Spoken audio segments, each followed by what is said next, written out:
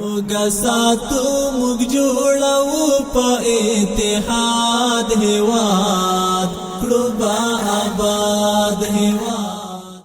Construction on the Karga road spanning from Qambar intersection to 40-meter road in District 5 has resumed after a temporary pause due to cold weather.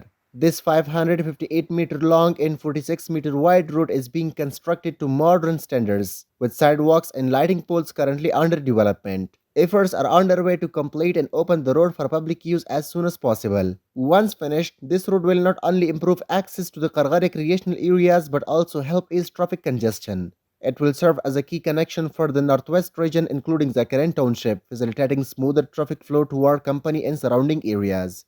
موږ ساتو موږ جوړو په اتحاد هیواد کړو با آباد هیواد کړو با آباد هیواد په امن ساتو د دښمن له شر فساد هیواد کړو با آباد هیواد کړو با آباد هیواد.